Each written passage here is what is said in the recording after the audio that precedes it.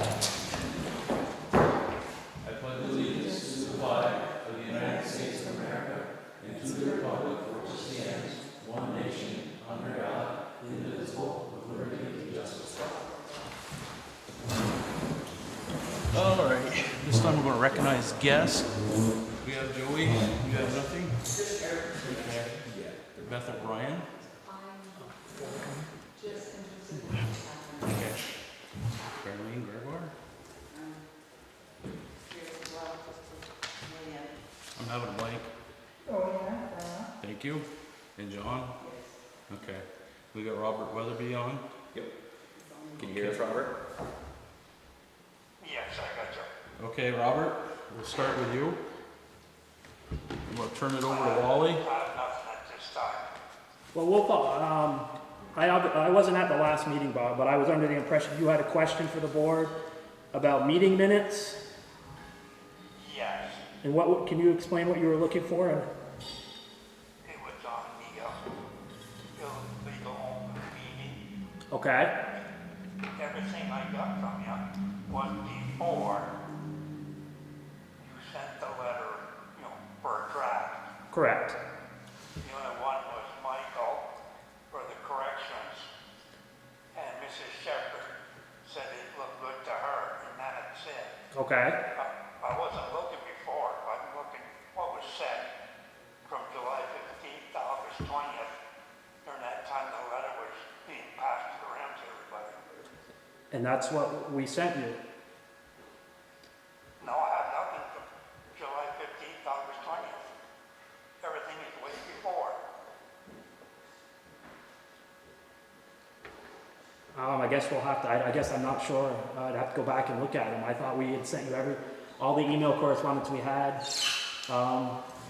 in relation to that topic. I think everything else was discussed in meeting. No, how you felt, Yeah, and from how Mr. Fletcher felt, yeah, and how Mrs. Pocket went along with what Mr. Fletcher and everybody okay, said. correct. But that was on the letter. Correct, and from what they had weighed in on was what I crafted and responded to you with. There might have been something corresponding to July 15th to August 20th. No, I worked on it from there. They didn't say nothing about it. Well, but they wouldn't if it went to me to craft and I brought it to the board at a board meeting.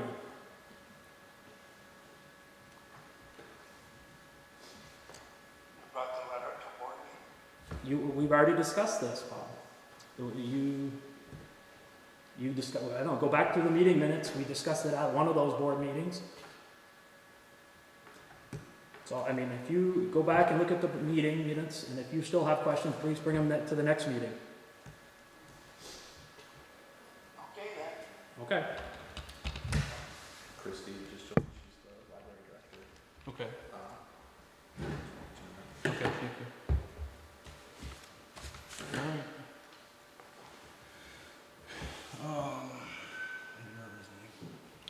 Will. We'll start over. You just got here. Michael got some information, and from our understanding, that we can approve a gate for you, but it can't be locked. I can't leave the key with you guys for the fire department. So, am I correct? VLCT said no. Yeah. So, So I can have a gate, but it cannot be locked.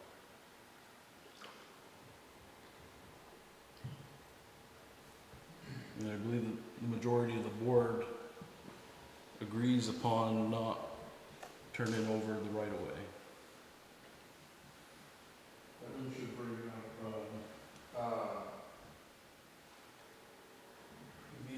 so the parcel across from me that Adam Gattell put into the Wilderness Trust, you guys said last week, that described to me that, they have the ability to be worried about possibly developing that. I read every single thing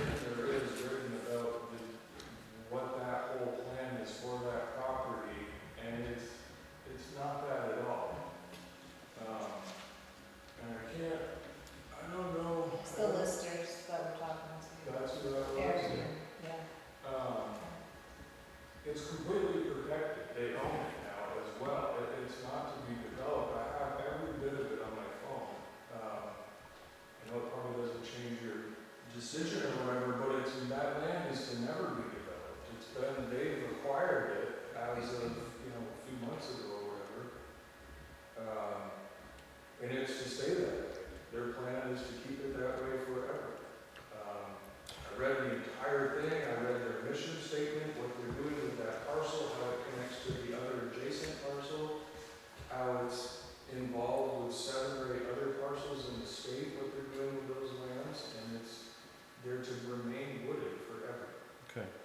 At this time, though, the opinion of the board is not to give up the right of way. Is there,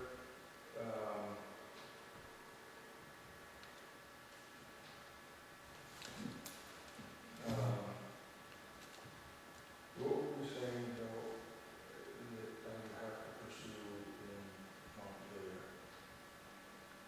Oh, well, it seems like when I called today, it was the wrong circle, came back to here again about land use, not so much zoning, but how long does a road, and there's, I remember a few years ago reading an article about there was a program that you could go to, because there's so many roads in Vermont, it just, as one of the gentlemen said here, which was a little concerning to Will, well, if we wanted to, we could build a road right through your house.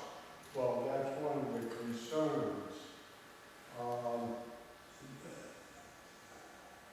There's roads that are used forever here in Vermont, all over the United States, but then those that no longer have a use, and you just got it there just because you got it there. I was wondering if there was a time frame for something like that. Everything kind of runs out of time at some place. I'm not aware of a time frame. I don't know if anyone else wants to comment on that, but it'd be in my mind where the town, until they actually sign it over, it's within the town's rights to keep it. And I didn't hear much of what you said, but is there a criteria? I'm not aware of a criteria, but what I'm thinking, until the town actually signs it over, it's the town's. Specifically on Will's place, I'd like to find out what, because I noticed there's roads that go all the way over the hill, and there's another one up above a little bit. But they haven't been used, those roads go back to 140 years there. They haven't been used. I mean, I can understand you need it to get the snow out of the way, both for the property owner and for the state itself, or for the town itself. So I think what you're talking about, and I think Eric mentioned it, I wasn't at the last meeting, but the meeting prior, was that every once in a while, I think the state says you can throw up a road, and I think, they open a period, but I also think the town can do that at their discretion. I'd have to double check with Eric. But at the time, like Andy said, at this time, we're not willing to commit to doing that. I feel we've provided you with a reasonable alternative. You can put the gate up. That's your first deterrent. that's a starter. And then what private measures have you taken?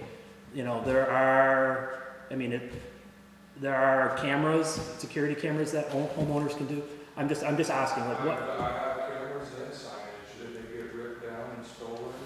One of the things that Alan brought up last week though, around posting your property, like if it is legally posted, so it's so that you can't resign, is that you can, hold on, let me finish, is that you don't have to depend on just the sheriff's department. You can then call like the game warden and stuff, like you'd have more protection as far as like. And they haven't said anything about, the land isn't legally posted right now, right? No. So, I think that you might be able to find a little bit more relief from the powers that be if the land was legally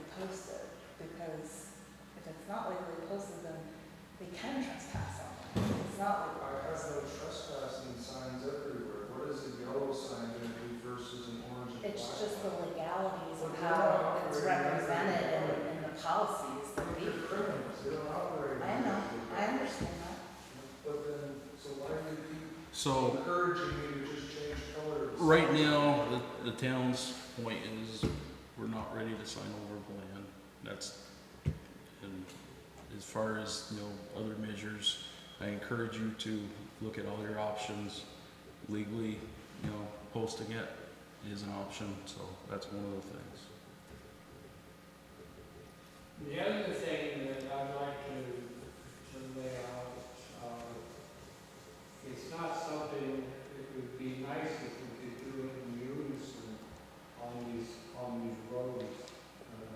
It might help you out other places, if I'm doing some investigation, I find out and get my attorney to do it around, if we do it, and that it runs like we're hand in hand, we're not fighting one another.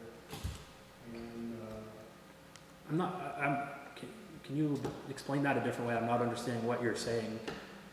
Like, run it in unison? What exactly are you asking for in unison? He's asking what you mean when you say doing these things in unison with the town. well, so there's no animosity.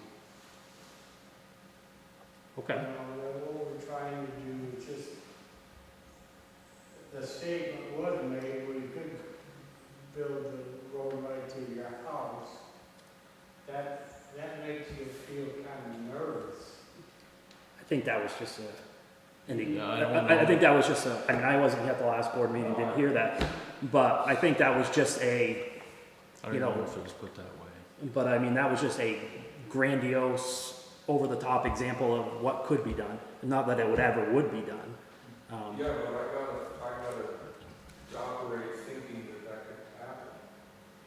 Everything I do up there, I gotta keep in the back of my mind, hey, road coming through here. Yeah. I've also, So you know why? it's just a Well, possibility, you don't you know, guys have like no- Alan was saying. You have no examples at all for why you're withholding. You wouldn't have to do any more maintenance. It would save the town money. It would be safer. You're not traveling as much. I mean, it just makes no sense. Other than posting the land, I've explored everything you've offered for me to do, and I will post the land as soon as I can do it, as soon as I leave here. I have it done. And then I'm gonna just be right back here every meeting telling you that the problem still exists. I post my land, and I find that it's more than just the color of the sign. The enforcement is real. I've had issues with four-wheelers and people trespassing, and I've contacted Fish and Wildlife, and they've been right there. We're talking about my parcel, not yours. Well, Well, all I'm saying is you may want to give it a shot. I'm going to, I'll have it posted, but it's, I mean, I'll just say one last thing, and I think we ought to move on, is ultimately, we as the select board are overseeing the whole town, and I understand that you're upset as one individual property owner, but we have to look for the greater good of the town, and in this instance, we're not willing to give up that piece, the rights to that road for one landowner. can you explain to me how that ties into the greater of the town, my one Well, dead-ended road at the base of the mountain? we can't see 20 years, 50 years down the road, and if we give that up, we can't get it back. So if, some unforeseeable thing happens where somebody else or something else can come out of that, we want to have the, other potential landowners that are going to pay taxes or whatever, have the ability to do so. And we're not willing to, at this time, sacrifice the town's right to, have access to that road. Would Randy's opinion weigh in on this at all? I mean, how does Randy's come into this? You guys told me that the road used to go down across to Randy's. I mean, I don't think it's going to matter. I mean, it's the same. It would be the same scenario. I mean, correct me if I'm wrong, guys. Well, yeah. Randy's, Randy could sell his yeah, property. Randy can sell his property at any time. Someone can come in and develop it, It's unforeseen. Where can I put the gate now, the unlocked gate? Do I get to pick a spot?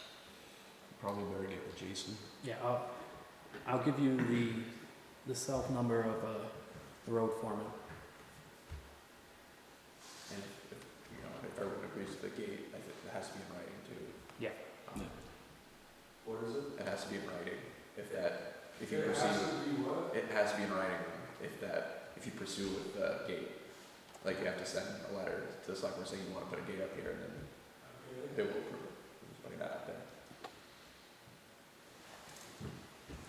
If, after the meeting, if you want to stay for the meeting, or you can call Michael and I can get you he can give you the road foreman's cell number tomorrow. Who's the foreman? Jason Weatherby.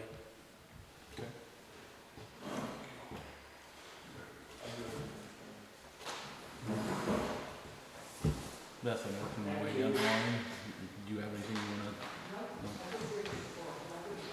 Okay, Darlene? Do you have anything? No. What? Sorry. Do you have anything for the board?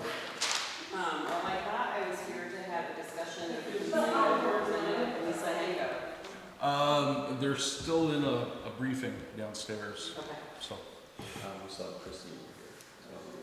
We have Christie over here as well. okay. Yeah. Yeah. Because I know you don't see the screen, so. Yeah, okay, we have Christie on there. Yeah, on Okay. Zoom, yeah. So Okay. Christie, she's the library director. what's her last name? Lydia. Okay. Christie, would you like to speak? Yes, hi. I just wanted to introduce myself. I had wanted to do it earlier this summer and things just didn't work out. But yeah, I just wanted to say, hey, I came on board in May and just plugging away, sort of organizing the library. And I just wanted to make a point to come to one of your meetings and formally introduce myself, and I'm sorry I can't see any of you. I have a 10-year-old, so I had to go home earlier today to relieve the babysitter. So I appreciate Michael being able to zoom me into the meeting. Okay, thank you. Yeah, I don't have much more than that, but Well, thank you. All right, thank you. thanks for having me. Okay, Alina? When we get to buildings and parks, I'll have something. Okay. John? The planning commission has nominated Cameron Paquette as assistant zoning administrator, and it's your responsibility to approve it or not approve it. What can you tell us, Tom, of his qualifications?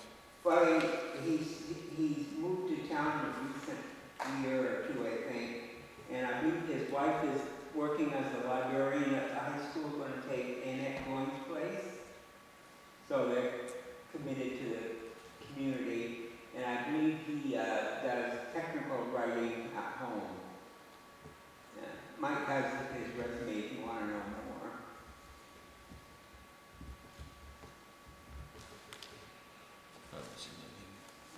Can we look at the resume first, or?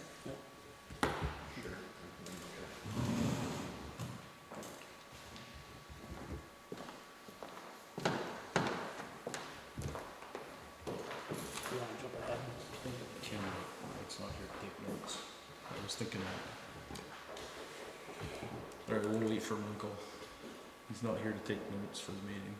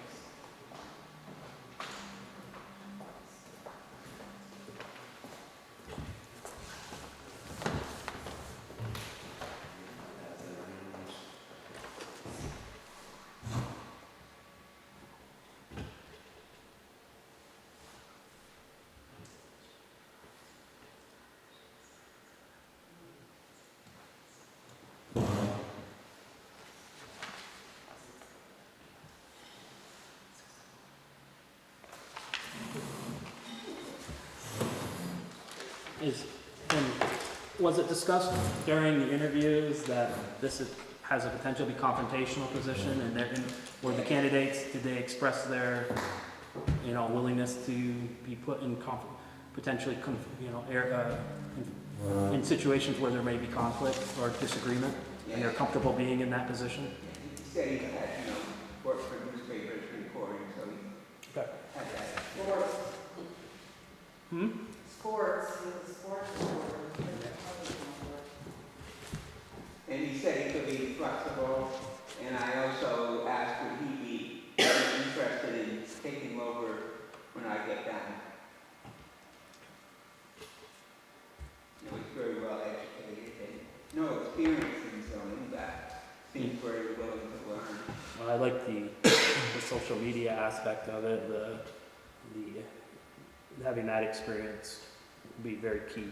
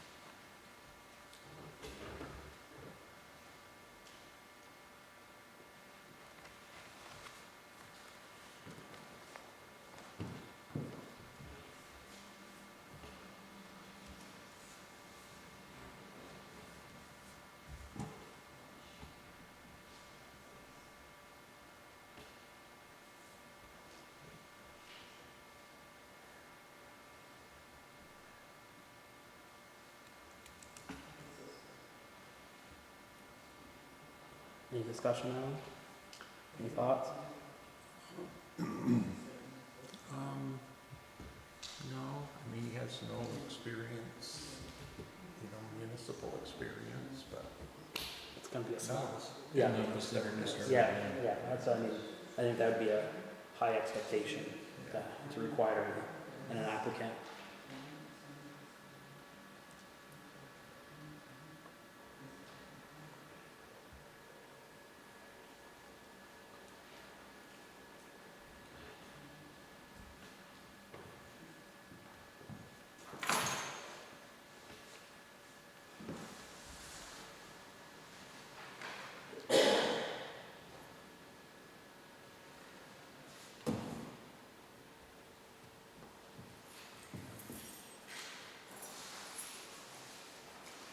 What did you say?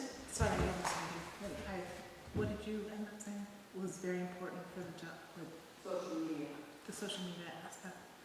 Yeah, I assume that means the, internet, website, all that messaging. Qualified in that aspect. I'll make a motion to accept the nomination. Okay, motion's been made to accept the nomination. I'll second it. Okay, there's a second. All those in favor? Aye. Alright. Any opposed? Hearing none, motion passed. Thank you. Okay. Alright, so Lisa's still in meeting. Discussion of rail trail extension project. I was supposed to be with Lisa as well. That's Lisa as well.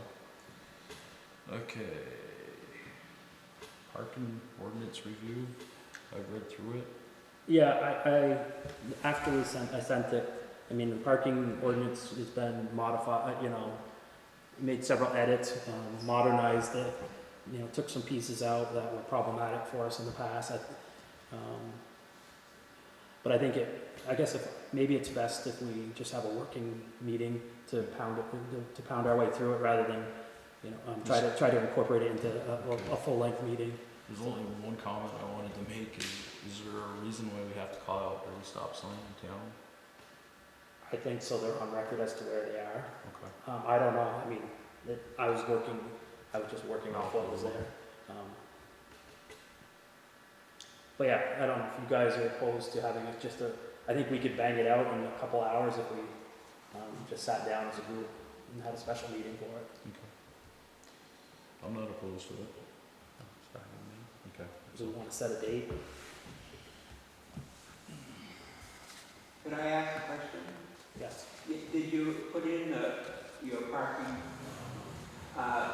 no residential parking on Main Street and River Street, I think we we, talked about? yeah, we've put something in there, no residential or tenant parking on any of the streets in town. So, I mean, that's in there for discussion. We also put a provision there, no unregistered, uninspected, unoperational vehicles in town parking as well. Again, open for discussion, if we put, you know, kind of put the big wish list in there and we'll see what makes it through the review. Okay, thank you. And thank you for addressing the parking, the issue I brought up. I know this is going to help, thank you. You want to set a date right now, or? Yeah. Okay. Next Monday? Do early meeting? Good. That's the recreation meeting, but. You got, we can, yeah, I mean, I can be here at 3 if you guys want to do it early one or 4. Okay. 3, I can make work. Can we make 3 work? I'll So make next 3 Monday work. at 30? Yep. Does that work for you? Yeah, what's the actual date of it? 25th. 25th? Okay. Approval of 9/11/23 minutes. Is there any comments, corrections that need to be taken for that meeting? Wally, you weren't there, so. Alan? Okay. Can I get a motion to approve? I'll Okay. make that motion. I will second that. All those in favor? Aye. Any opposed? Just note that I didn't vote. Yeah. Motion passed. Update from town administrator. Not much. I do actually have a couple driveway permits. John gave me one, he was one earlier today, so I'll pass these out for your approval. That one. Is that one?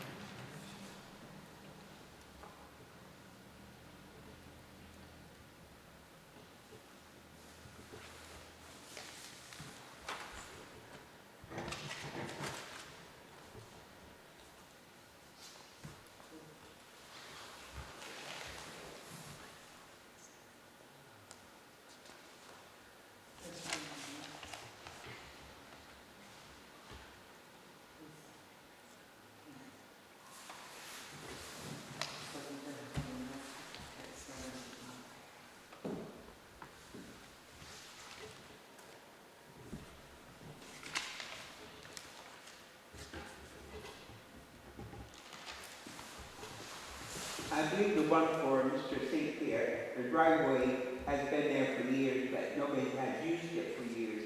It got kind of overgrown, grown up with grass and stuff. But Jason, he said it was all right for them to use it. Okay.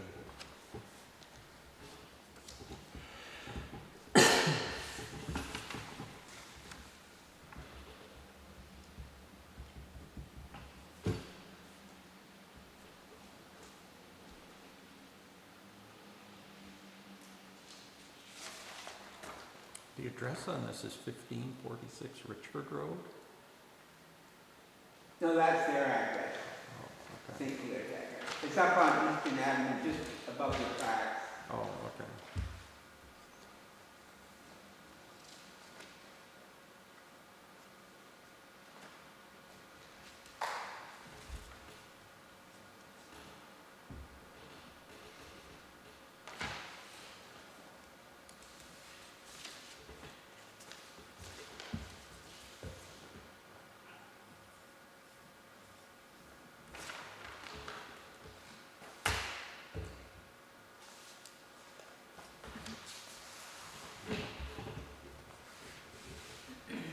So looking for a motion to approve.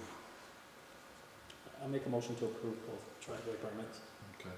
I'll second that. Alan seconded it. All those in favor? Aye. Aye. Any opposed? Hearing none, motion passed. Do these require a signature from Andy or anything? there might be a signature page. I think we all have to sign it, right? Oh, it's-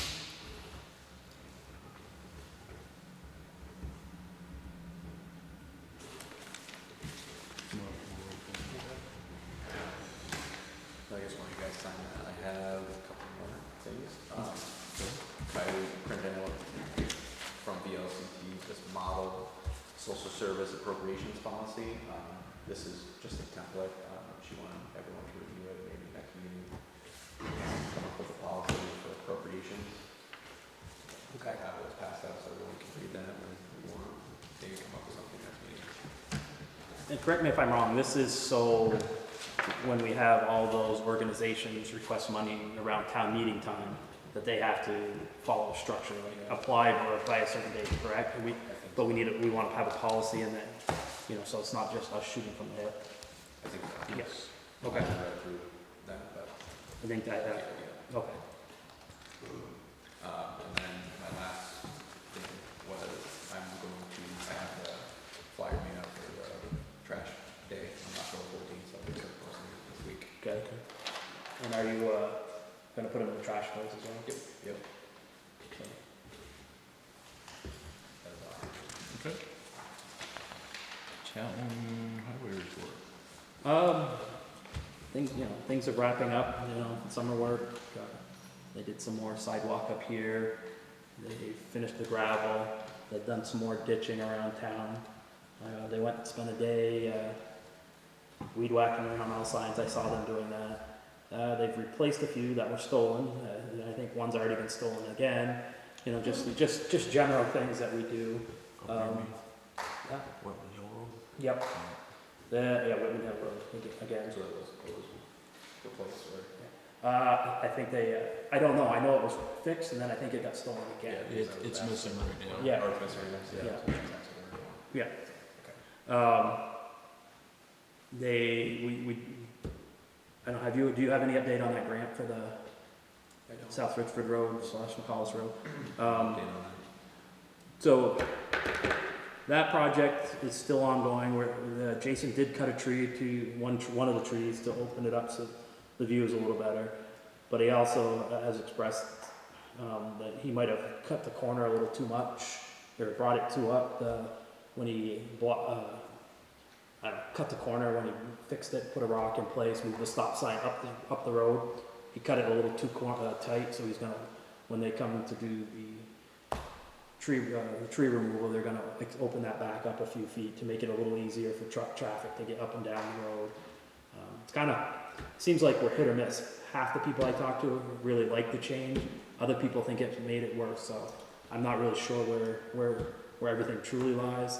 I personally feel it's a much safer. When I'm coming out of that road, I don't have to turn my whole body to see up the road. I can just turn my head when I come to a square stop on that. But anyway, just long story short, it's still an ongoing project. We're waiting for the money or the funding to do the tree removal and stuff, since we got grant money for it.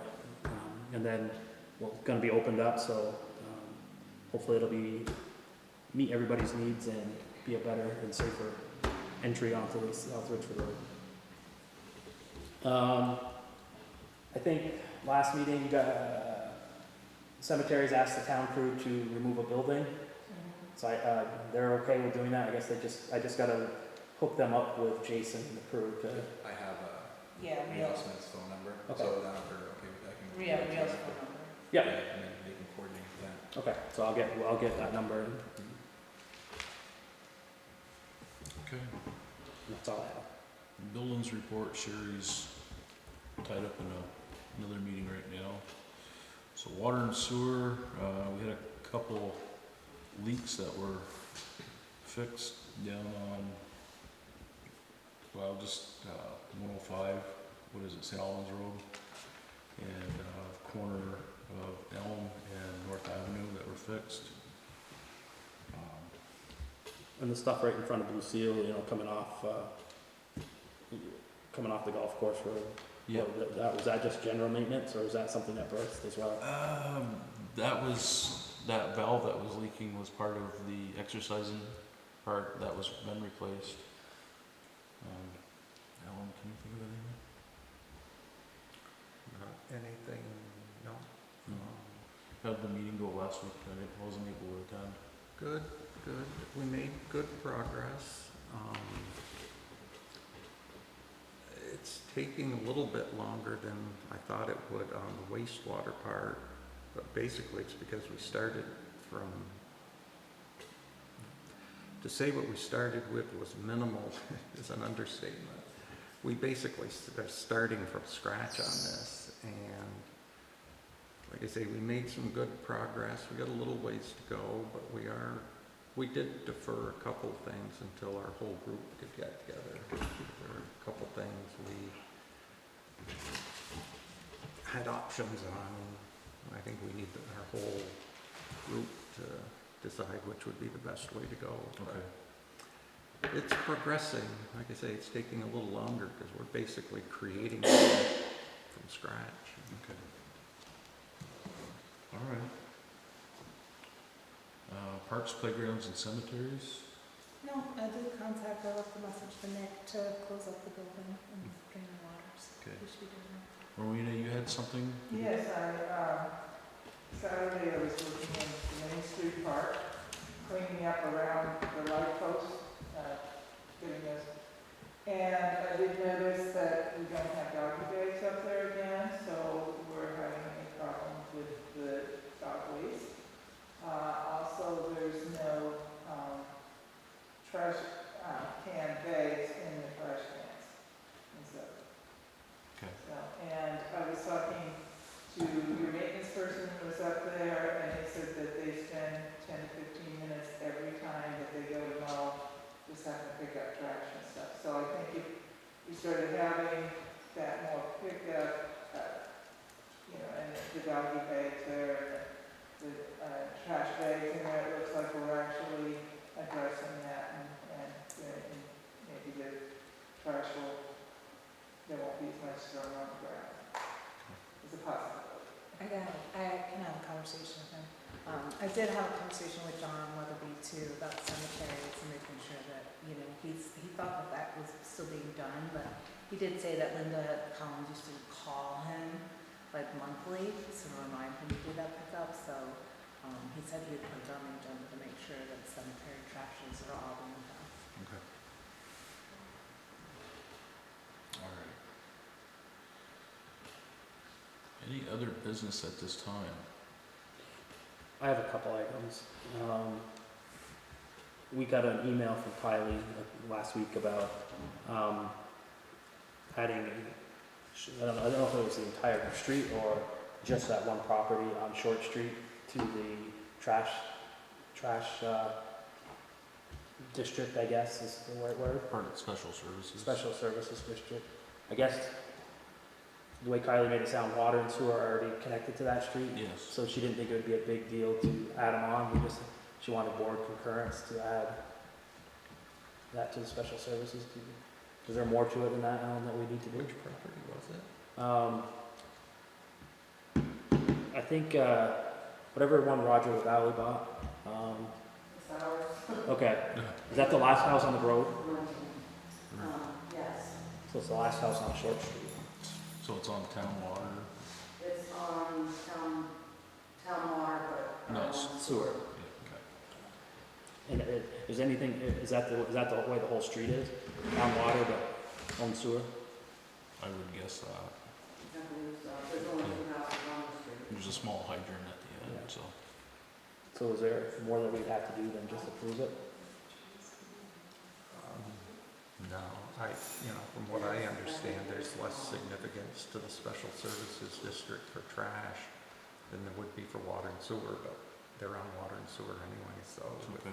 I don't have a problem with it. So I guess we would just make a motion to extend trash service to the end of Short Street and notify our trash service. I'll make that motion. Okay, I'll second it. okay. All those in favor?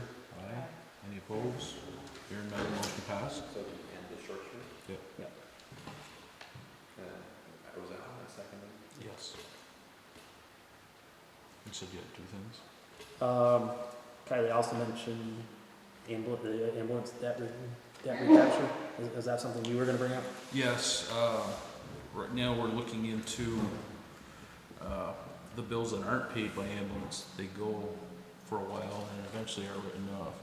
Basically, we're just looking into a debt collector to, when these people don't pay, we have a service go after and try to collect debt. The amount that they will take, and it's only if a bill is paid, is 33%. So we'll recapture 66%, which we're not getting now. I would, I expressed my thoughts. I think we should go forward with this. What is do you have a ballpark as to how much, the size and scope of? I think we were up to $50,000 at one point. Yeah.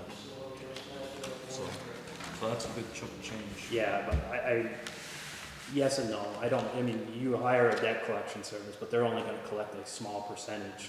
Like, an organization I'm familiar with is only collecting, their organization is only collecting like 10%.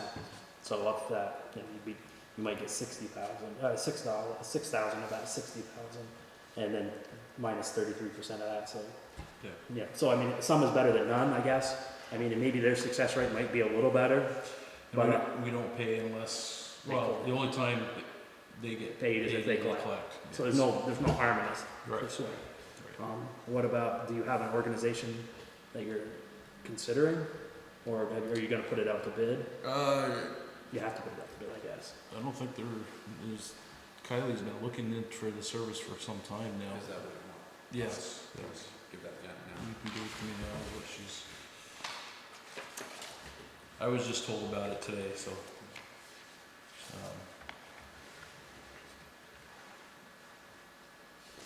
This is the particulars on it. I guess we can just mention it for right now.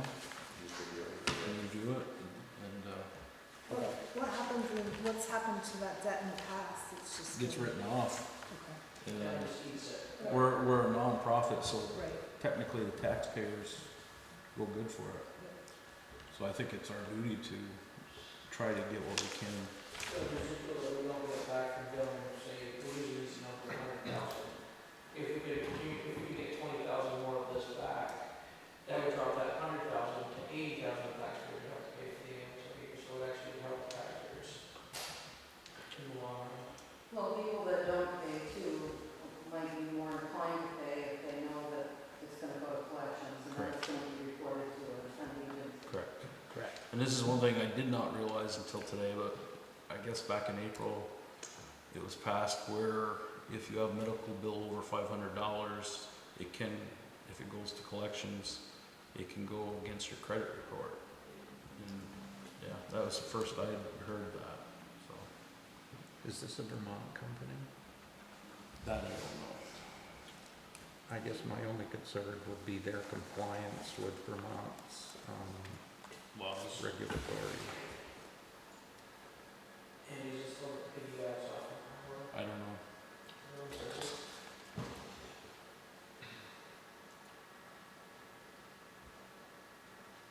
It's out of Massachusetts. Bremerton, Mass. Are they required to be licensed in Vermont? You can ask. That's a question that we have to ask. So why don't we have Kylie ask that, and we can review the material and discuss it at next meeting. Okay. Do you have those questions, Alan, Michael? So, what were the questions? Compliance with Vermont law, do they have to be licensed? Is this the only provider doing it? They have to be licensed, and is that the only one? Any other questions? You might have references. Yeah, it'd be a good idea to have reference.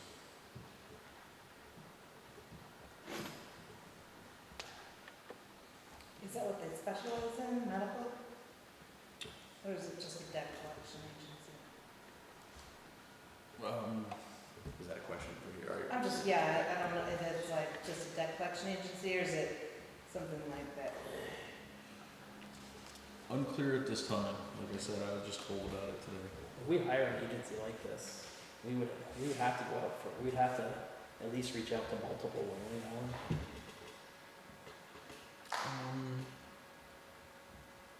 How did we find them? Did they come to us or?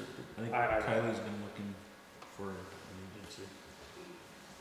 Back then, either way, the service back then, I know we used to have a tech person agency like that.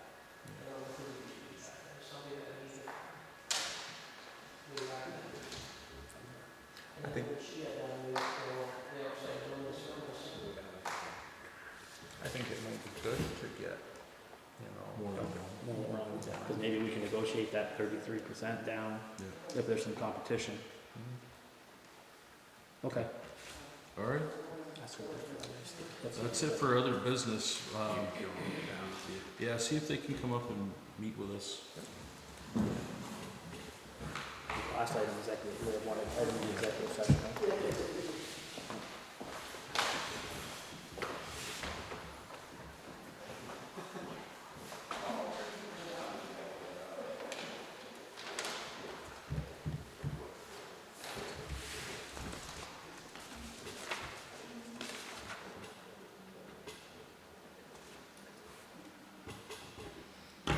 Briefly on this after.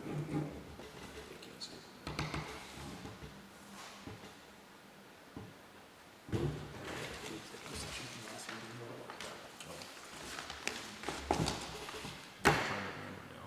Yeah, it's not important now.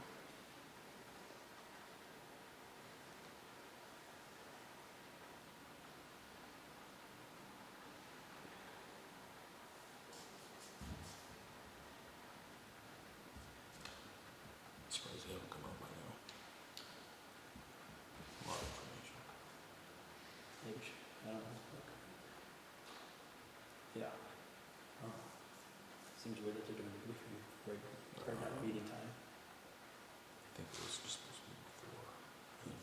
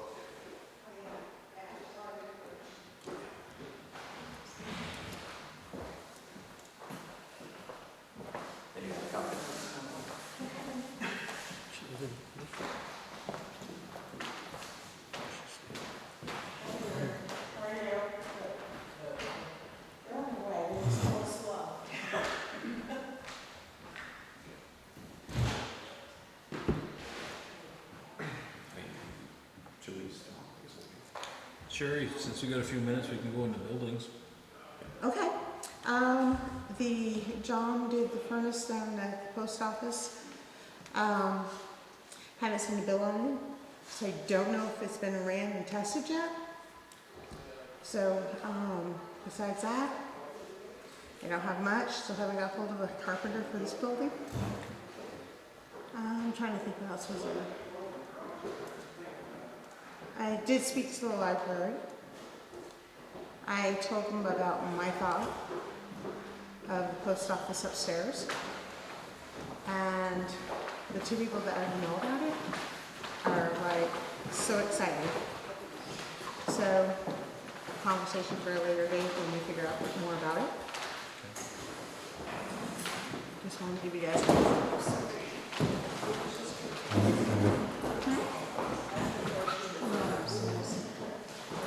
Sherry? The library, on the library, where are we at with the roof and that? Have those been done? Right now, it's been on hold. They were supposed to have a meeting tonight. They had to postpone it because they didn't have a quorum. So their next meeting, we'll talk about more of that.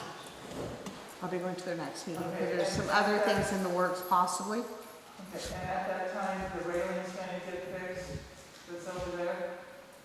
Okay, I'll be right there. On the front, where the railing, where they just duct taped the piece in there? People are sitting on it again. It's already been replaced twice. Well, it needs to be repaired a little bit better than duct tape. Oh yeah, I don't know who did the duct tape. It must be the library. Okay. Okay, so we just had a bunch of people join the meeting. I'd like to start out, could you just stand up and introduce yourself? We'll work this way. Sure thing. I'm Sergeant Mike Philippek. I'm the St. Albans Barracks. And my counterpart, Lieutenant Jerry Farman, is on his way up right now. He's the station commander, but he's on his way out at the end of this week. And I'll be stepping in as the acting station commander in his absence.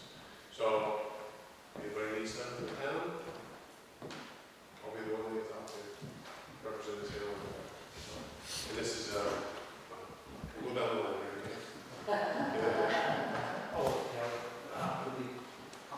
Yes. Yeah. Lieutenant Parker, some of you I know, we have the IBT, Intelligence Based Policing before. Sergeant Philippek, acting lieutenant this Friday. I'm moving down to Royalton Barracks, and it would be a great resource for you, and we just look forward to continued open lines of communication. So always feel free to reach out to Patrol Commander or acting lieutenant patrol. Thank you. Good evening, my name is Sean, I'm a captain of Vermont State Police, I'm in charge of special investigations. So I run the State Fusion Center, we've got a task force and arrest investigators. And Lisa, you're next in line. Representative Lisa Hango, I represent Richford, Berkshire, Franklin, and Highgate, along with my district mate, who will introduce himself in a minute. Good evening, Senator Bob Morris, Franklin County, and also Albert, who very well. My first time here. Representative Wade Rush from Franklin, and like Lisa, I represent the four towns, Highgate, Franklin, Berkshire, and Richford. Andre Levine with the Franklin County Sheriff's Department. Everybody here? Thanks, Andre. Okay, so on our meeting minutes, we have discussion with policing with Representative Lisa Hango. I'm just here to answer questions. I was here to gather a little bit of information this evening from the folks who joined us earlier, and I'm here to answer any questions if anybody has them.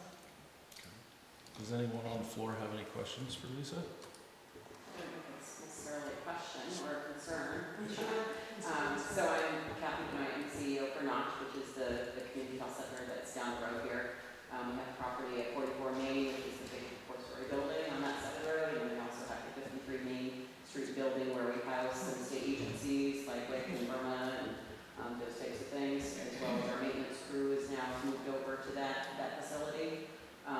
We continue to have some issues with some individuals sleeping in our stairwell, going through our windows. We actually had a couple that decided to open the windows and go to the thrift store and clothe themselves and leave.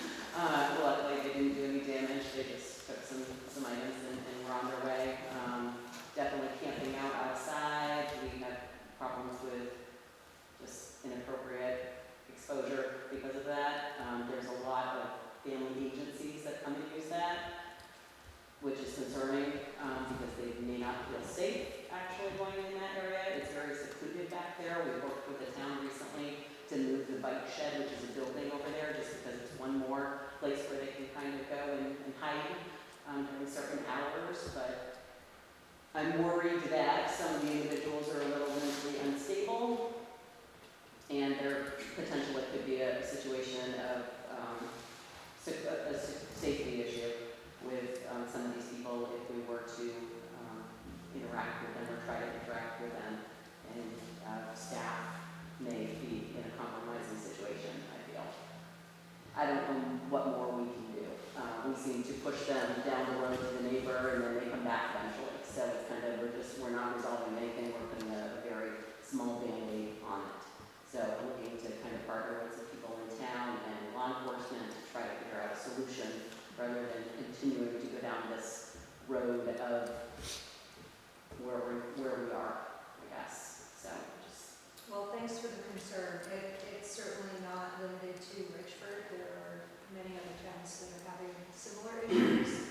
I think your approach of partnering with law enforcement will be a good approach, but definitely with your designated mental health agency as well, because one cannot really work without the other in this situation, because these folks, other than the trespassing and breaking into the building, unless they have actually committed a crime, law enforcement isn't really going to be able to solve the problem for you. So absolutely partnering with the local mental health agency to try to approach the folks and get them the help they need.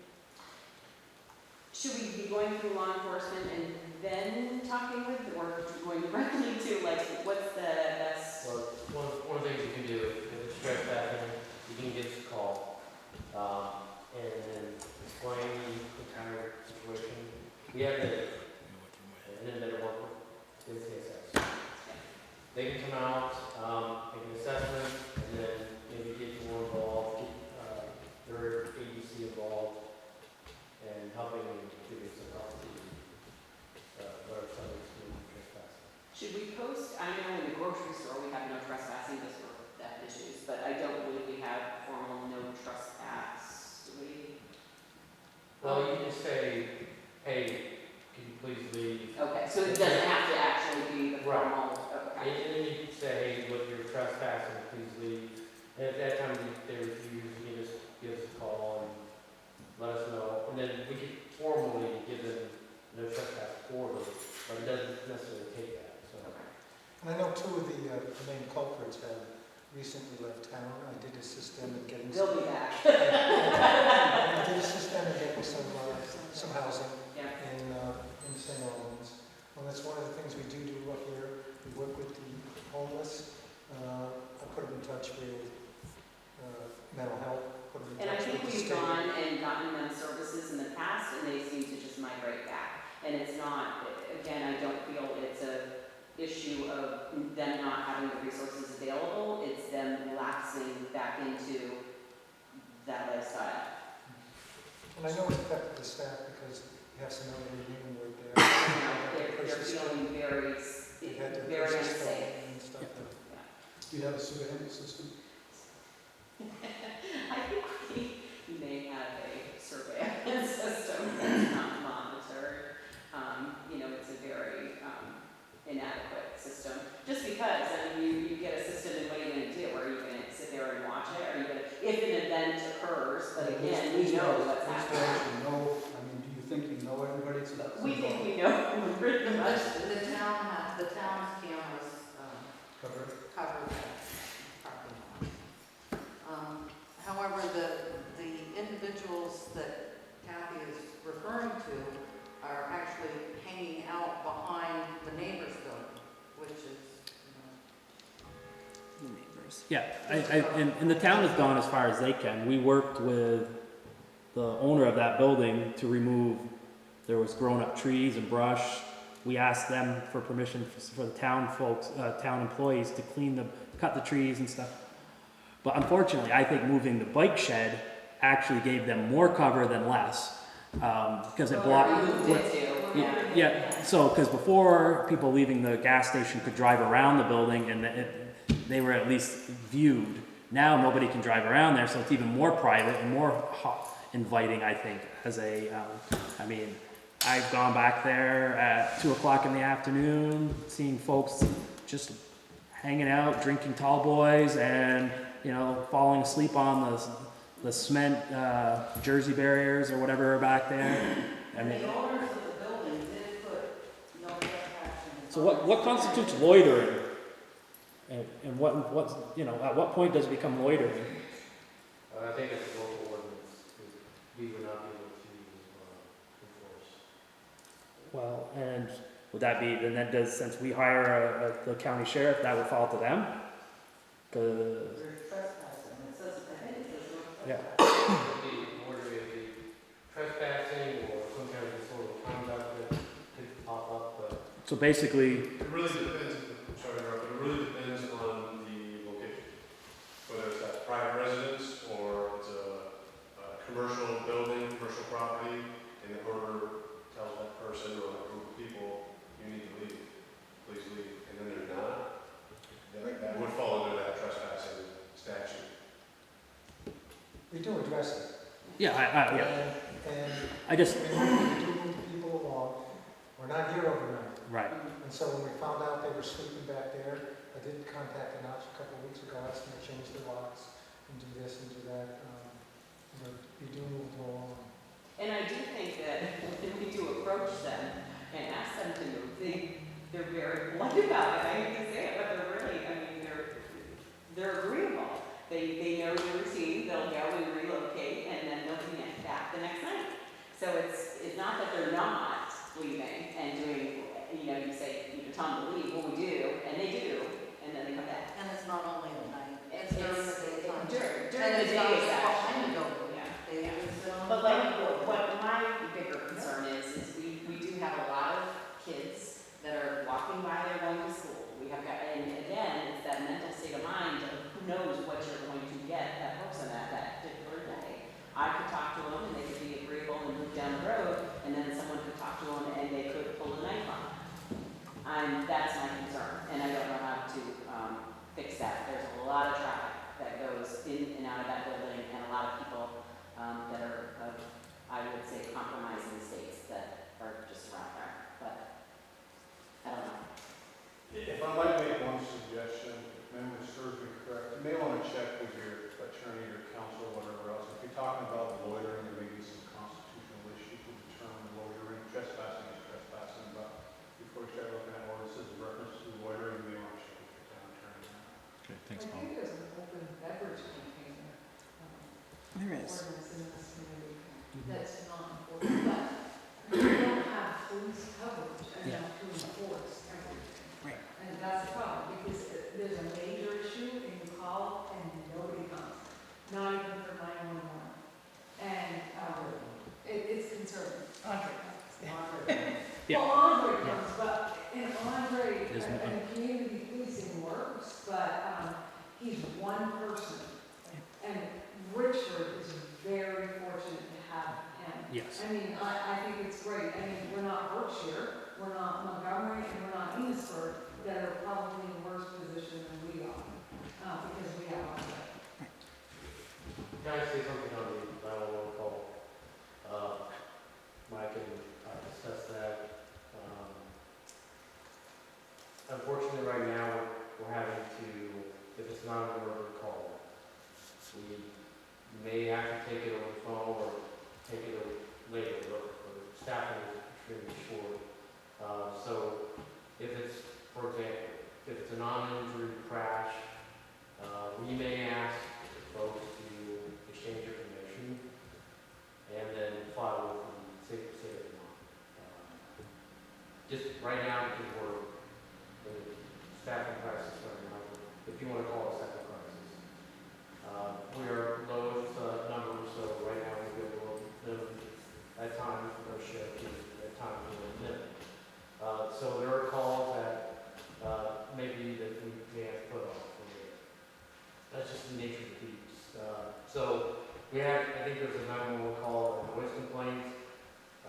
trooper didn't respond, because of the daytime. It didn't meet the elements of, disorderly conduct. Okay, so I just wanna make sure that you have everybody clear on that. That's why DSP did not respond to that call. It might have been a local ordinance, again, we can't enforce local ordinance. So I think the trooper explained that we could not respond to that call at that time. It was not an emergency call, and it's something that we could not enforce. So I just want to make sure everybody's on the same page with what happened. Well, that's one incident, but I think there are many, many where here in Richford, we call 911 and nobody has come. And that might be one incident, and I'm sure that you are short-staffed, and I empathize with that, and maybe we need to think about what can we do. Like, can we pull people out of retirement? Can we entice, I mean, I don't know what we can do. I don't have the answers, and I agree with you, it's a true issue.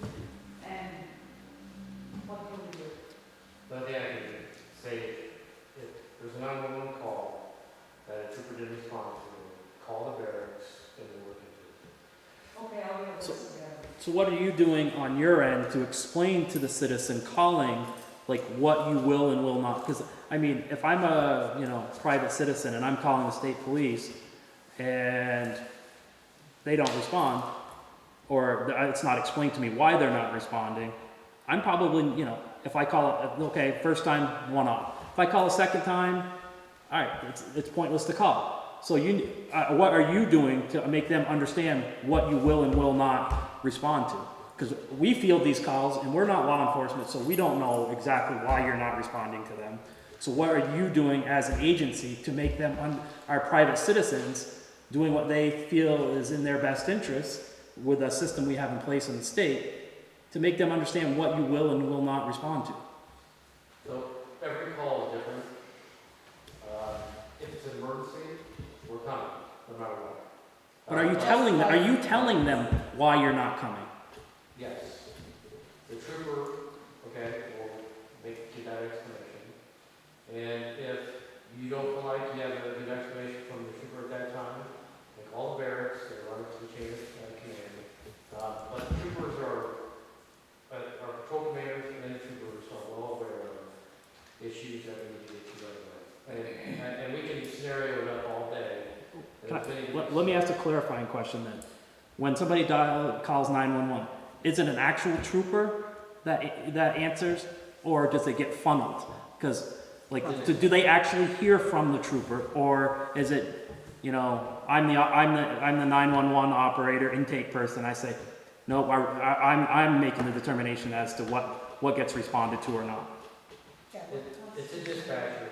So they're making the calls. They're making the determinations. No, dispatchers are making the determination. Dispatchers to the trooper, and the troopers make those calls. Dispatchers cannot make those decisions. And what is the response time for a trooper to respond to a 911 call and let the person know it's not deemed an emergency?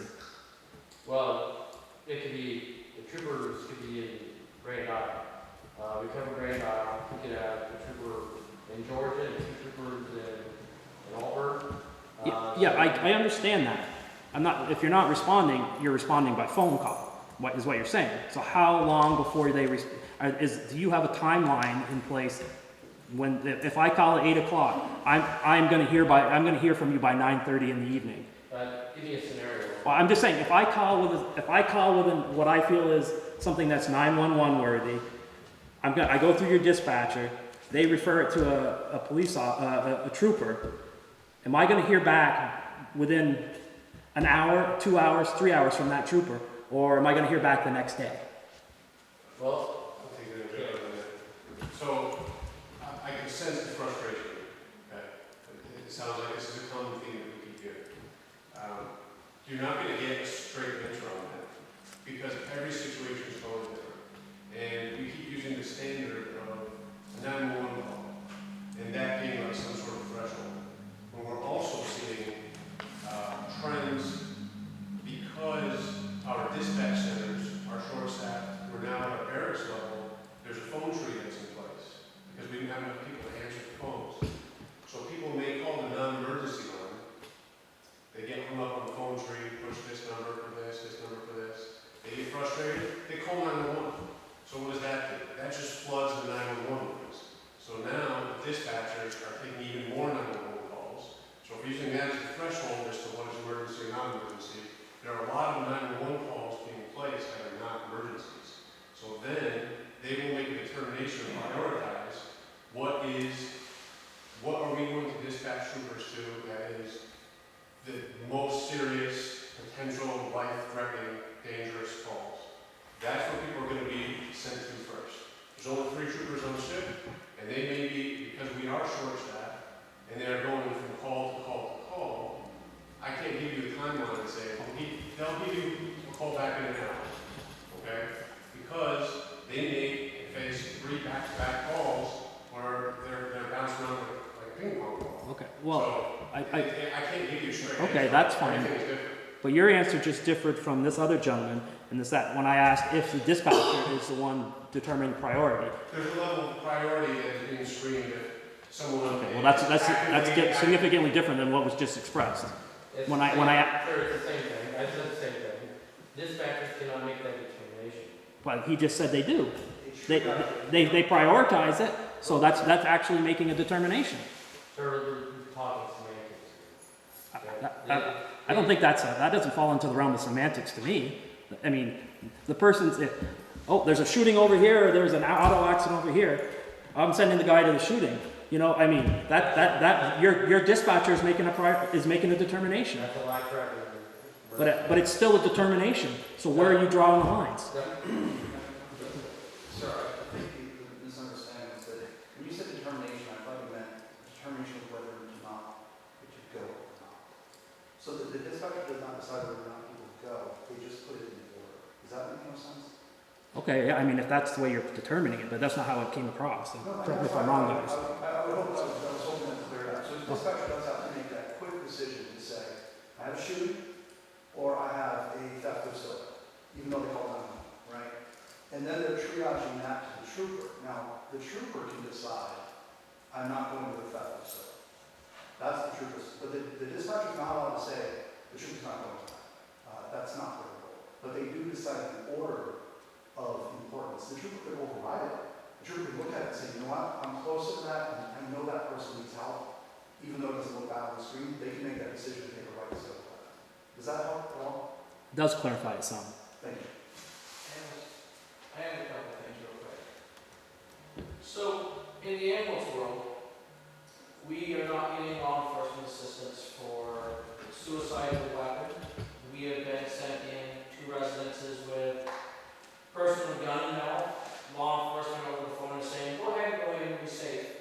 We are actually flying border agents down and calling them on their number to go through some us. We have been sent to places under the determination of a medical call, and it was determined that the talking to our dispatch, the ESP wasn't responding, but it was a suspicious person they sent EMS to go check on. We are bringing Border Patrol in and requesting Border Patrol much more by calling in directly ourselves and bypassing after trying to get state police assistance. Or, thank God, Andre's around and we're able to get a hold of Andre. Most of us have Andre and Speedy Guy on our calls that are in the animal world. Because we know we can get Andre here in 10 minutes from his house. He's done it for us in Illinois, where we can feel safe doing all some of these things. And we're getting told by law enforcement. I sat on the scene of a suicide attempt where the person not willing to go with me. We sat there 2 hours on scene with that person at their house with no assistance before a trooper actually showed it. So maybe it's broader than this. What is the state doing? What is the legislature doing? Clearly, there's an issue. I mean, there's a bigger issue here. I mean, let's hear from the legislature. What are they doing for recruitment efforts? Are you guys increasing, putting in money to increase pay, to improve retention? What are you guys doing to help these agencies improve policing? Well, one thing I can say, Wally, is that we have fully funded the Vermont State Police, and they are down 50 troopers right now. You can't just pull those 50 troopers out of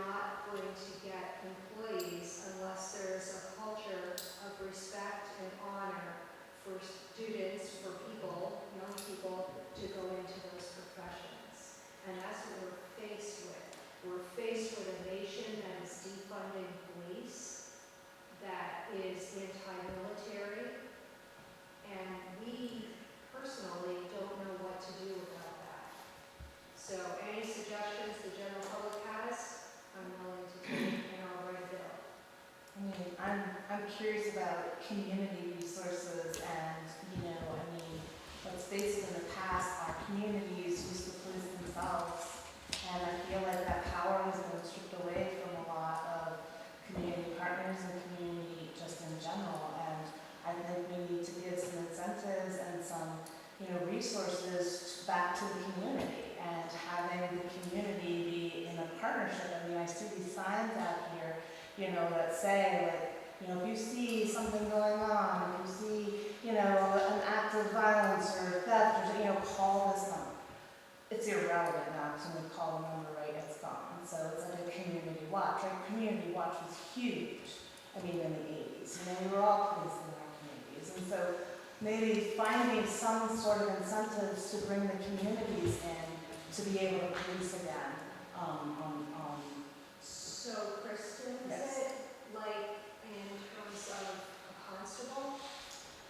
We have a town constable. He does not have absolutely any jurisdiction. Right, so is that what you're? Yeah, and just Is having more. for locals? Yes. So that's something that the legislature has progressively picked away at and centralized under a state umbrella and taken control away from municipalities.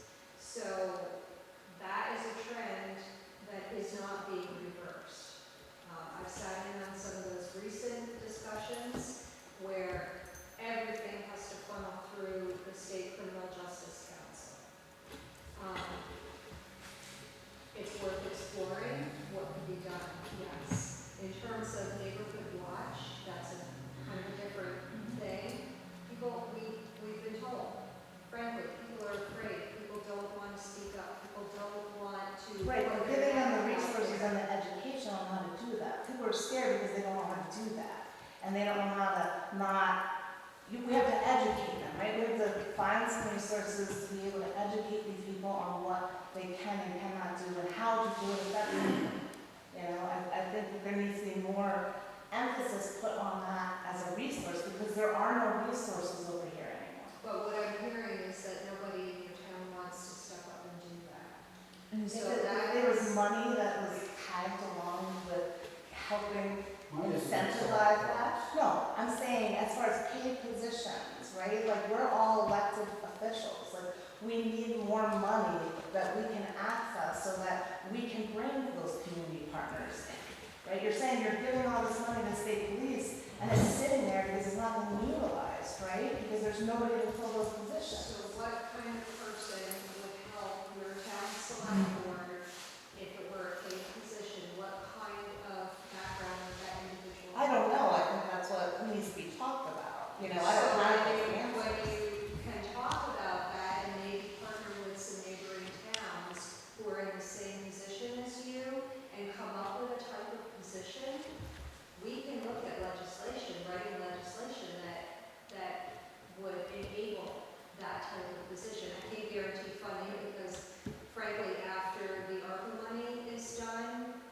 funding is going to be very, very limited. Right, but shifting some of that money from what the police aren't using right now because there are no resources there. So if you can describe a position that would be helpful, that isn't true law enforcement, because true law enforcement has to be sanctioned by the state. If you can figure out what a community person would look like. But I think that's legislation stuff because this is in several communities. This isn't just in our community. This is in so many of our communities. We're not gonna solve this problem this way. You've got to look at the reality. Our whole society has changed. The community has changed. The attitudes of the community, the defund the police, and all the things that have gone on. You look at legislature, not a single Republican bill is taken up in legislature this year. Not one. And some of the folks in there, one candidate might be, like to release all the prisoners from all of the Vermont facilities by 2026. We're not having to bail people who are being let out the next day. Our society has created this. And if you're going to change it, it has to start at the schools, and it's going to take a long time, and you've got to decide what you want your society to look like. Because there's no magic You can't create officers that are willing to work when you're not going to be respected. And so you're not throwing money at it's not going to help because they're not there, they don't do the job. And so that leads down to mental health issues, the fentanyl, the drug issues that are creating all the mental health issues. We don't have the mental health staff, we don't have the structure set up to deal with them. And after we do deal with them, we don't have a program that's trying to get them clean. We're maintaining them. In prison on drugs. I understand that, I know that we need more resources. So until our society decides that they want to go a different direction, we aren't going to solve this problem. Well, I think, let me ask this question. I guess, Lisa, you just said that the state has basically stripped local power. So what it, like, and then earlier in the conversation, you were talking about not having the authority to enforce town ordinances. That authority used to rest with the constable. Now you're saying that all the constable powers have been taken away. So what is the purpose of a community having an ordinance if we can't have a constable that can enforce it, and state law enforcement officials say they can't enforce it? Well, one thing, Wally, I maybe misspoke. I do not know the exact duties of the town constable. I have not looked into They that. have very limited law enforcement capabilities, so I don't think they could I mean, my understanding from many meetings we've had, they couldn't deliver a written ticket or a fine, in my opinion, at this juncture. So really, you know, saying that, you know, it's a town ordinance issue, if there's no way to enforce a town ordinance issue in any capacity because the constable position has been stripped to the point of essentially a figurehead position, what are we as a community to do with all our ordinances that are, you know, designated to us as town officials to make? Well, if I might add, we covered a lot of ground here in a short period of time. I understand your concerns. I think if you look at Senate Bill 4, there are monies, I think it's $10 million set aside for municipalities who have a plan in reference to problems within townships. There's grants available out of state level. It's an S4 with that bill there.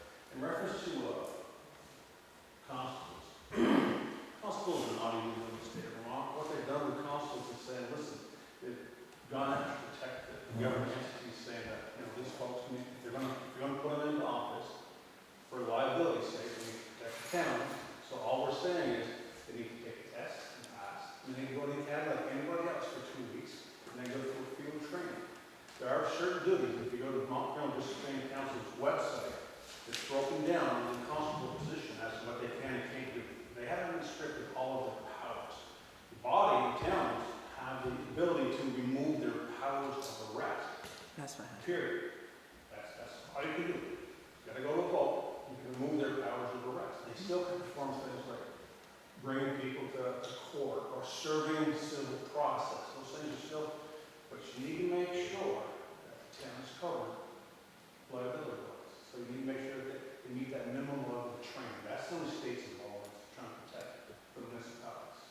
Okay, thank you. I just want to clarify something. Gentlemen, what's your name, sir? Joe. Joe? Yeah. Joe, yeah. Brought up. And, well, sorry to go into more. We have a different approach to suicidal, people threatening suicide. This is a communication that we're going to have as part of the local ambulance and other entities that can get involved. If it's a sole person threatening suicide, it's not likely that we're going to respond for various reasons. Okay? So that could put us in a predicament, and we can ignite things on scene with that person. So we're trying to prevent that. So let me talk. So there's confusion because I'm also an EMT, and one of the first things EMTs you learn is scene safe and you have your proper protective equipment. If scene safe, they're telling us we can't go in there because there is a threat. So any mention of a gun or assault or, you know, that's not safe. So we're looking at it as, okay, the scene's not safe and the police are supposed to show up.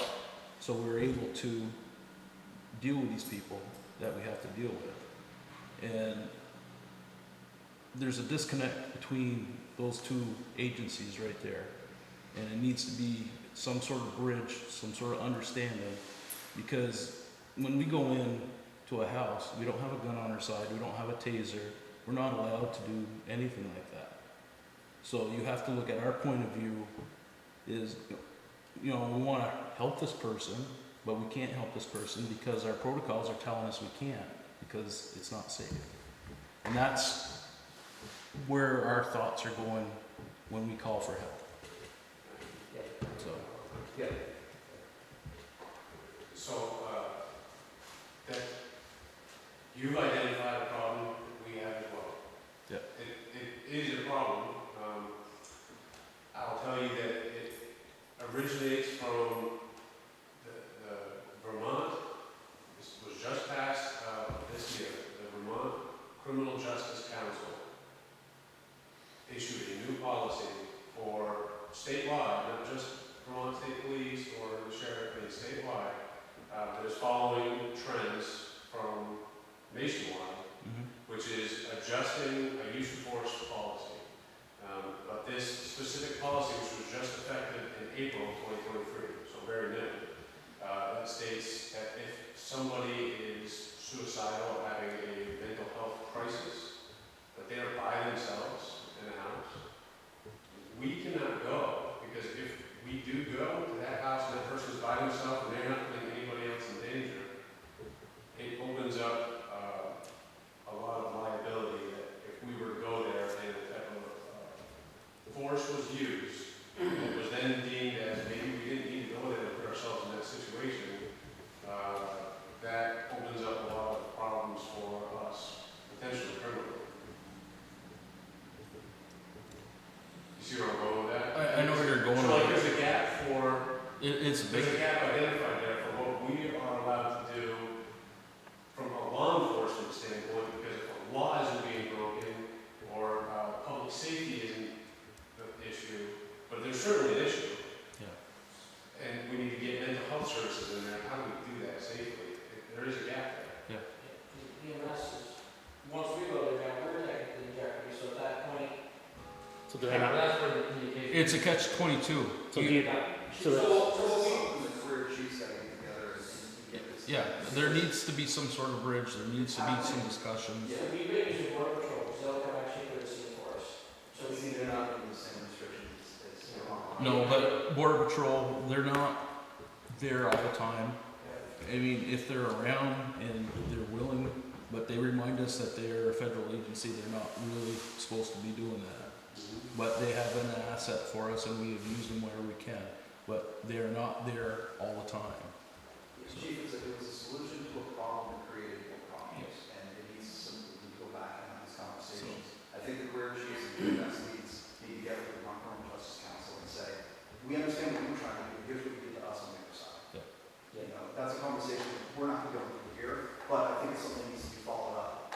It's just not going to follow police executives, because we fall under that Criminal Justice Training Council. We have to follow their rules. We don't have any options now.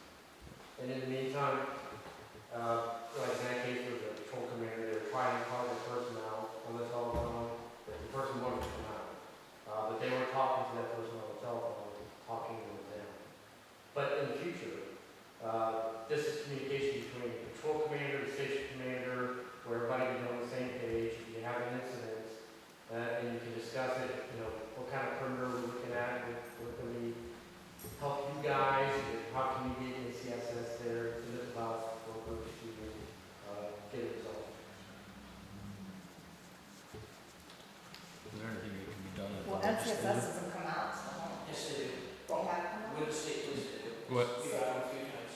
With your guys' mental health agency, you guys have an actual mental health professional that works with your agency that is actually employed though through NCSS, correct? And how many days a week is that person? Not 5, but sometimes they'll come out. Well, you had something you wanted to add? I just want to make the point that the Criminal Justice Training Council is a separate entity, okay, from the rest of us. They are their own entity, so whatever they come up with, I mean, there's governors, appointees, whatever else as far as going on.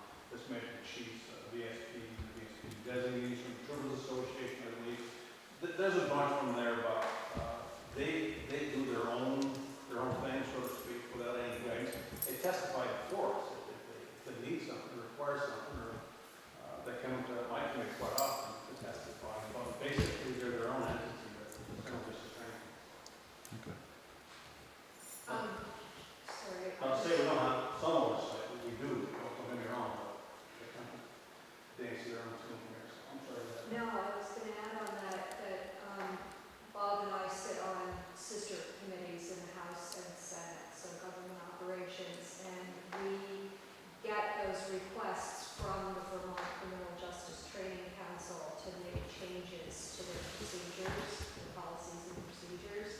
So they pass through our committees. And I think Wayne brought up a very important point that we all sit on a minority in our committees and in the House and the Senate as a whole. And no initiatives that were advocated from our side of the aisle were actually taken up and passed this past year at all, period. It was all majority party rule. So any new laws that have come into being were Democratic priorities, sorry. And there were a number of them that we tried to push back against. So just to understand how things work, we may hear everything you're saying and really want to do what you want to do, but there's a high likelihood that we may not be able to make that happen because our colleagues who sit on the other side of the aisle may not be in agreement with us. As for that Senator Norris mentioned, the grant program isn't open yet, but I'm going to send the information to Michael. It's called the Community Violence Prevention Program, and it's what Kristen basically was talking about. And perhaps your community, when the grant program opens up, can be one of the first that is awarded one of these grants. And that's the beauty of having a town administrator as well, is this person is dedicated to pursuing grant opportunities. But like I said, the rules around it haven't even been written yet. The report is coming out in January 24. So it's coming down the pipeline, not soon enough for you, I'm sure, but I'll put it on my post radar. All right. Oh, and one other thing, sorry, Jill brought up EMS. I've been talking to Andy about EMS earlier in the year, and there is Joey? a study Joey? committee. Hold on. Joey, we're having a hard time hearing representative. Andy and I had been talking about EMS earlier in the year, the exact scenario that you brought up. And there is a study committee that is working on overall the state EMS system and trying to pinpoint where the problems are and perhaps what can be done about it. Again, it's a long process. It doesn't just happen overnight. So I do know that that report is also coming out in January. So we'll keep our eyes on that as well. It's not that we haven't heard your concerns and haven't talked about them. We just have not been able to find enough of the other 179 legislators besides myself to agree with what I think should happen or what Bob thinks should happen or what he thinks should happen. You have one more question? Just one for you, sir. You said you're on the drug task force? Yes. What is your current staffing and what is it what are you allotted?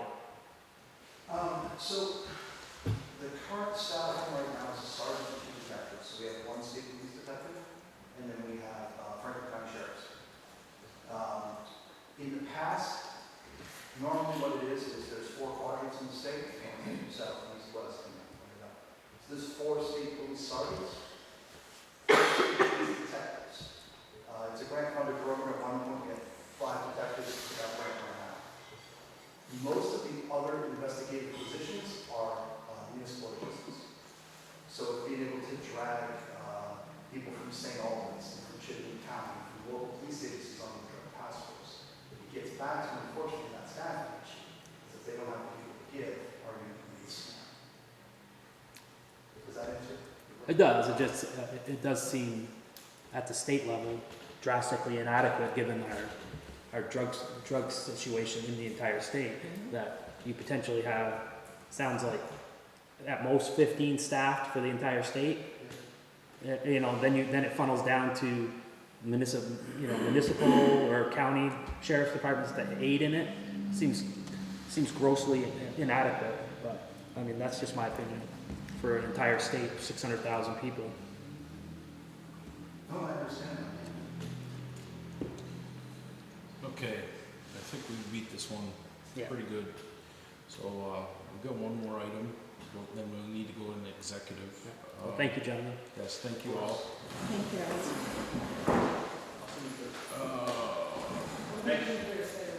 Thank you. Yes, we need you, Lisa. You're not off the hook yet. We need her tonight so bad.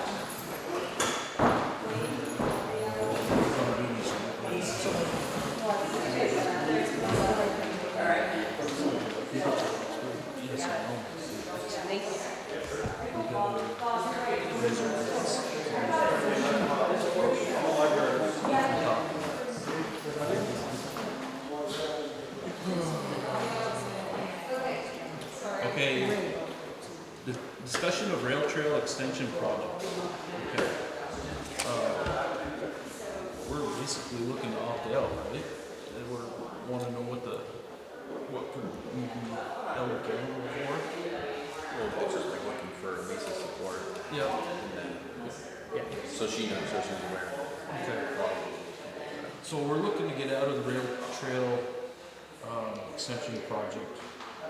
And we're looking for support on that. The cost of it is 150 approximately. Yeah. What the town, what we're on. Yeah. Or what's been spent to this point. It's something that was signed years ago, and it's been a challenge to try to get the land. Well, my understanding, I'm coming late to it, I've only been on the select board a couple years now, is that this has been going on for in excess of 20 years, trying to get this grant, this rail trail extension from where it ends now down to basically behind the bank. And it's involved, unfortunately probably it's passed through many boards and it just hasn't been happened. There had to be studies, there had to be permitting for whatever various reasons for environmental studies. Unbelievable. I'll let me finish, please. And then, it's been trying to get the landowners to provide, to sign off, and that's where we've been hung up hardcore.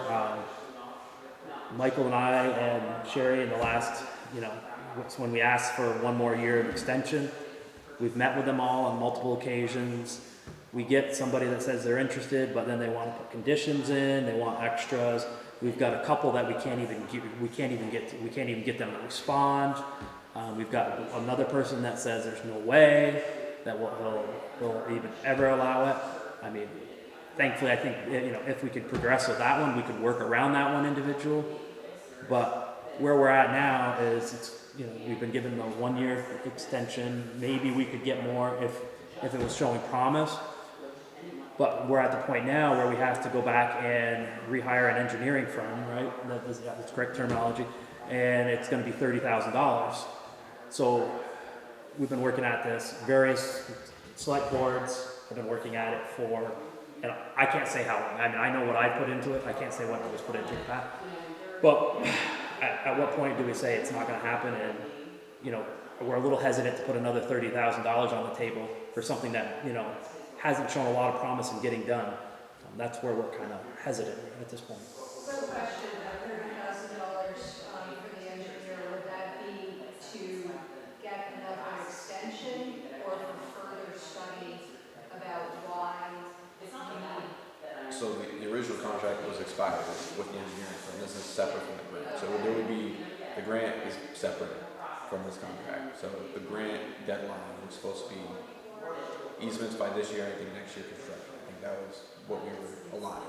So you have to hire another So engineer? to even do the work, to continue working on that part of it.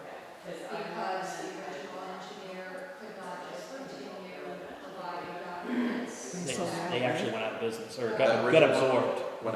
got absorbed by Trudell Consulting. And they will take it on They without will. an additional study? That contract is to keep it going forward till we whatever we need. But because the original contract expired, there was a timeline. That's why. So this new contract's continue on where it left off.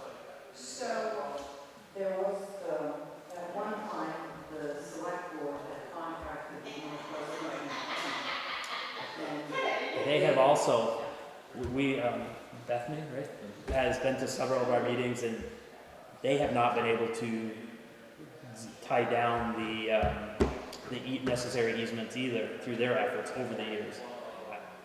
How hard they've tried, I can't say. I mean, I know I've met face to face with several of them, and like I said, there's two we can't even get to respond, and they're the key. They're the end. They're at the end. At this end of it, we cannot get them to respond to even have a conversation, basically. Okay, well, I can find out from Bethany, at Northwest Regional Planning Commission, what they feel needs to be done, but you're ready to put a plug on it and say you're done with it and you don't want to move forward? Well, I mean, if there was, I think if there was hope of it being done.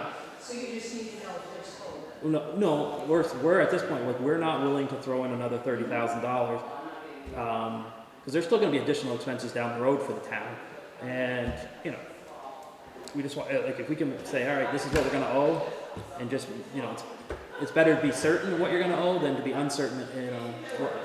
And I think basically we're looking for help too. Part of this is federal and part of it is state money, and they'd be looking for us to repay part of it, and we would like some help with not having to do that. So what was told to me from Andy DeForge, who was the project manager. I'm sorry? So what was told to me from Andy DeForge, he's our project manager for this, and I think he's been on the project for the lifetime of it. Yeah. He said if there's an opportunity that we're going to get full forgiveness, partial forgiveness, or we may pay it all back. Like, that's the final step would be us to write a letter saying we're not pursuing the project anymore, and then at that point they determine what amount we pay back. That's what it's pretty much described. So I guess that was the idea of getting support if that were to happen, or even look at other options to figure out how to move forward with it. I think Michael just kind of gave me a heads up that this was coming, and it's a little bit different than I was imagining what we were going to be asking for. So I really will have to look into this. I mean, I think what I can do is to contact Northwest Regional Planning Commission and find out what else the town needs to do. I don't know if I can give you a dollar figure what you're going to. No, we're not asking you for that. We're asking you to write a letter saying, you know, the town has made these efforts over the year.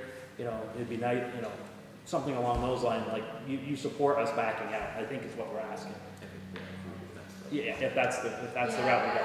I don't really have the background knowledge to support one way or the other, whether the town of Richford wants to pursue this or wants to be done with it. And I'm also not a town resident, so I really can't voice my opinion one way or the other about whether I think it's a good idea or a bad idea. But I can try to find out for you what would be left. I mean, particularly if you can't get landowner position, what would be left for you to do? And maybe a ballpark, like, it would cost you just that $30,000, but I don't think it would, because you just mentioned we paid. So I'm not quite sure what I can do. I mean, I know that there are grants out there for rail trail extension, particularly if it involves piping. Well, that's what this is. There's still a lot of money left in the grants. 150 is what has been, I think, I'm not sure it's upwards of $1 million, right? The original grant was, or something? It was quite a bit. whatever it was that they trickled from the time that you first were awarded to the time. So there's money left, but you don't know whether you want to expend the money. Well, because we've already spent, it's a reimbursement thing. You spend it and then they reimburse you from this grant. Well, they've already reimbursed the town for about $150,000 for easements.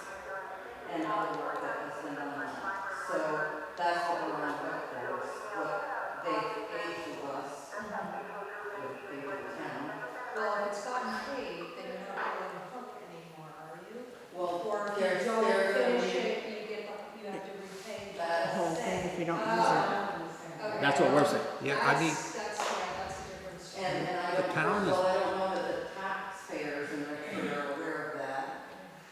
I was not aware that if you didn't Use it, you lose it, and you have to pay it back. finish the extension, I thought because you finished to where it ends currently, that you were off the hook, but that's not what you're telling me. No, No. because the extension was from Troy Street to John Weatherby's parking lot. My thought is there is another way around it, and I know, you know, which areas you're having problems with, and I think you've got about 6 or 7 landowners left that are not giving you their easements Right. easily anyway. So on this end, I don't see any reason why it has to end at John Weatherby's. I think it could end at Mike Grant's, and he's already given the easement. Like, Grant, or We yeah, go over Marcos. okay. So if, you know, if we could, and we've already, REAC has the stairs there.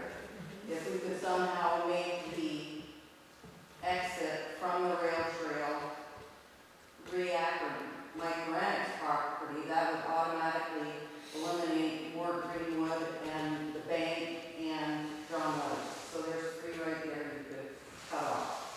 On the other end, I was just looking at the picture of the parcel that's owned by, I call it Northland, I don't know. I think we all That, saw that one's not that, that one's not at issue. It's not an issue. It's not at issue. No issue with that. I don't think she's talking Okay, so if you Not can, saying.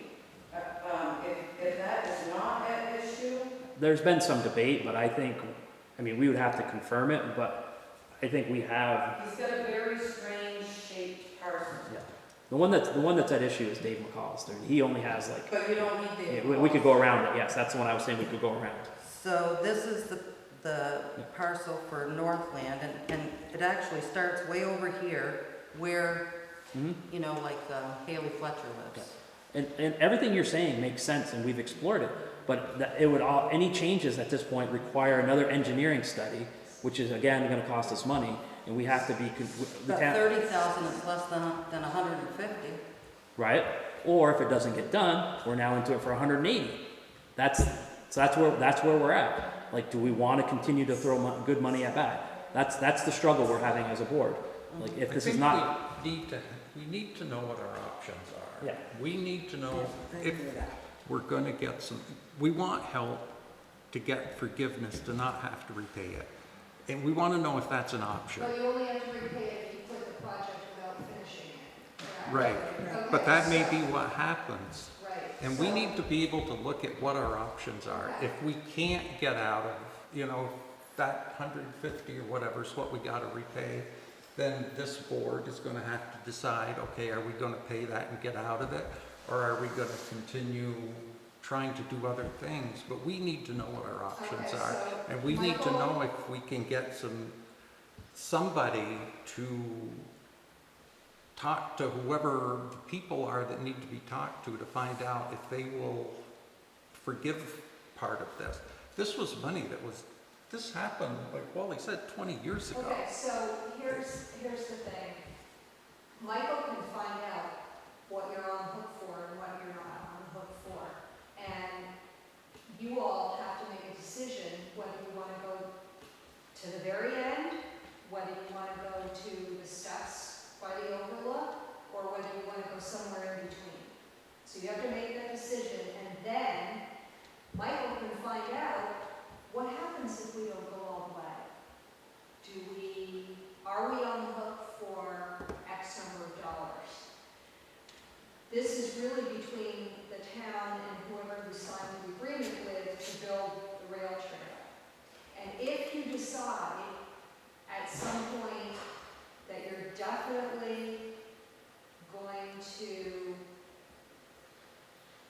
stop at a certain point and that you want to be forgiven some of the amount that you need to reimburse, and you'll have to have a dollar amount, then you come to me and Wayne and Senator Norris and Senator Brock, and we'll try to figure out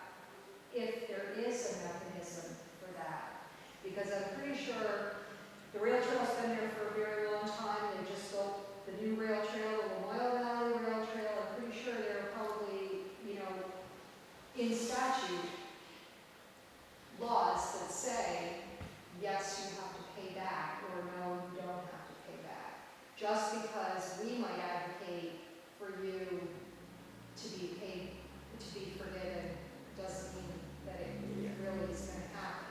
So I think you all need to decide where you're going with this, come up with a plan, and Michael can certainly talk with Northwest Regional Planning Commission about this, because that is their wheelhouse. They're the ones that helped build that trail.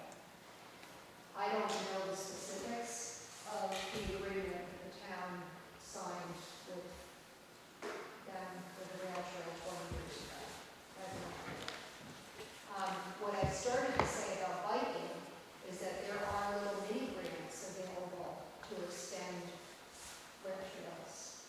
And they're through Amy Brewer, the tobacco-free folks, Michael. Yep. And she gets pretty excited when people want to extend the rail trail. So there could be money through her for that. But do your homework and then come back to me and say, okay, we can't do this, or we're going to do it partially, or we're going to do it all the way. And then I'll see what I can do to help.